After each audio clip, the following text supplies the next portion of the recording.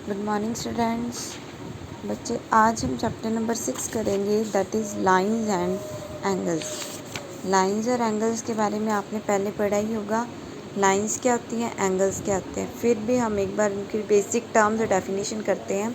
Line के बच्चे कोई भी एंड पॉइंट्स नहीं होते, हम उसको कितना भी बढ़ा सकते हैं लाइन को, उसकी कोई डेफिनेट लेंथ नहीं होती। लाइन सेगमेंट के 2 एंड्स पॉइंट होते हैं और उसकी एक डेफिनेट लेंथ होती है। रे क्या होती है बच्चे, a line with one and point is called रे। जैसे सन की रेज होती है, सन से ही निकलती है पर उनका एंड पॉइंट हमें पता नहीं होता। लाइन सेगमेंट को हम ऐसे डिनोट करते हैं, जैसे ए बी लाइन सेगमेंट है उसको डिनोट ऐसे करेंगे। उसके बाद the ray A B is denoted by A B को हम रे को हम ऐसे डिनोट करेंगे। उसके बाद है बच्चे कोलिनियर और नॉन कोलिनियर पॉइंट्स। इफ़ 3 और more points lie on the same line, अगर एक लाइन पे 3 या 3 से ज़्यादा पॉइंट्स लाई करें तो दैट इज़ कोलिनियर पॉइंट, अगर नहीं करें तो that are non collinear points.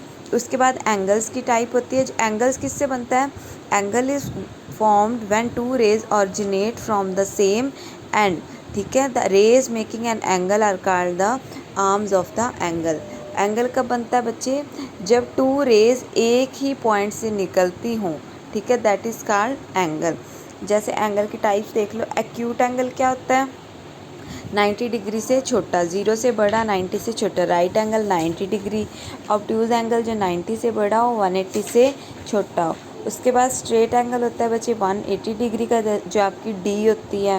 Reflex angle होता है 180 से बड़ा होगा, 360 से छोटा होगा।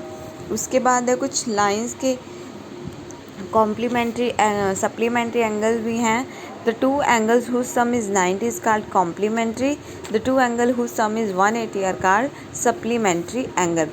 उसके बाद एंगल्स की कुछ और टाइप, जैसे एडजेसेंट एंगल क्या होती है बच्चे, इनके एक ही तो कॉमन वर्टेक्स होती है, एक ही कॉमन आर्म होती है, that is called adjacent angle. जैसे ये देखो, बी वर्टेक्स है, बी डी ये एक रे है, इस पे ये एंगल बन रहा है। ये देखो A B D, D B C, तो ये दोनों कौन से एंगल हो गए बच्चे, adjacent angle. Linear pair of angles के होते हैं बच्चे, जब एक लाइन पे एक रे इंटरसेक्ट कर रही हो और वहाँ पे जो लाइन बन रही है। अब ये देखो दो नॉन, ये तो नॉन कॉमन आर्म्स है ना, अलग अलग हैं दोनों, ये ए बी अलग है, बी सी अलग है, तो ये दोनों कौन से एंगल होते हैं बच्चे, लीनियर पेयर ऑफ एंगल। उसके बाद है वर्टिकली ऑपोजिट एंगल, जब दो इंटरसेक्टिंग लाइंस आपस में कट कर रही होती हैं तो जब वो दोनों एंगल बनाती है। जैसे ये देखो, ये वाले 2 एंगल्स और ये वाले 2 एंगल्स, ये कौन से होते हैं बच्चे, vertically opposite angle. Intersecting lines आपको पता ही होती है, जब जो लाइंस एक दूसरे पे आपस में कट कर रही हैं, दैट इज़ इंटरसेक्टिंग। और जो कट नहीं कर रही होती, जो वो नॉन इंटरसेक्टिंग या पैरेलल लाइंस होती हैं। उसके बाद पेयर ऑफ एंगल्स में हमने किया ही है, लीनियर पेयर कर ही लिया हमने। लीनियर पेयर ऑफ एंगल मतलब एक लाइन पे एक रे, और ये जो रे 2 एंगल बना रही है, दैट इज़ लीनियर पेयर। और इन दोनों का सम कितना होता है बच्चे, इस एंगल और इस एंगल का 180 डिग्री।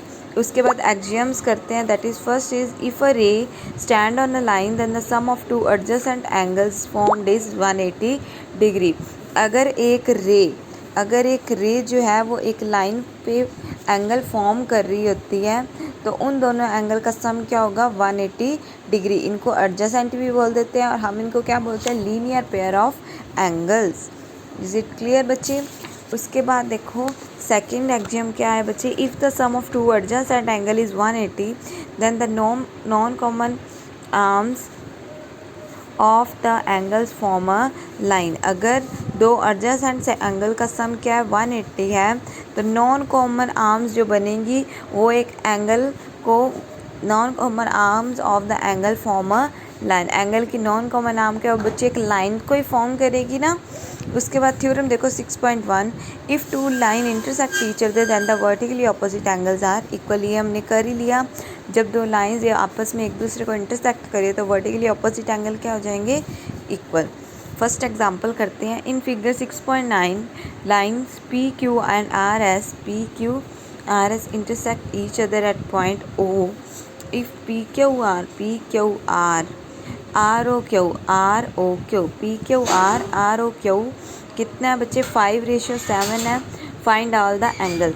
अब देखो हमें ये 2 एंगल्स दिए हैं, हमें पता है कि ये दोनों कौन से हैं, लीनियर पेयर ऑफ एंगल, तो इन दोनों का सम क्या हो जाएगा 180 डिग्री।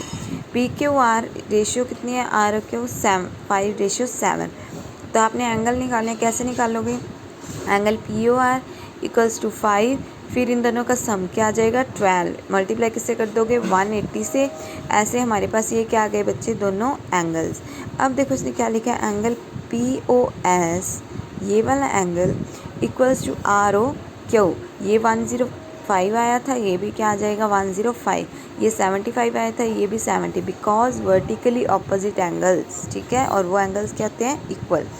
उसके बाद है इन figure 6.10 ray O S stands on a line, एक ओ एस रे है, एक लाइन पे स्टैंड कर रही है।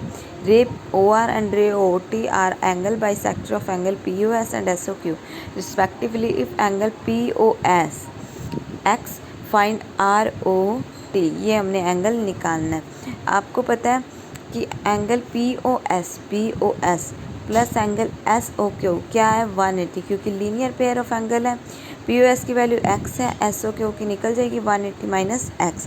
अब देखो रे ओ आर जो रे है वो बाइसेक्ट कर रही है एंगल पी ओ एस को बाइसेक्ट कर रही है, तो ये क्या आ जाएगी, आर ओ एस किसके इक्वल आ जाएगी बच्चे 1/2 into angle P O S, 1/2 into x, P O S की वैल्यू एक्स है, वैल्यू क्या आ गई x/2।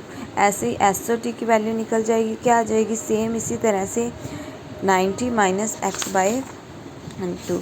उसके बाद हमने क्या करना है, एंगल आर ओ टी किससे बना है, angle R O S plus S O T से, इसको प्लस माइनस करेंगे क्या आ जाएगा 90 डिग्री। यही हमने निकालना था, find angle R O T. एक बार ये सम ट्राई कर लेना, अगर ना हो तो हम कर लेंगे।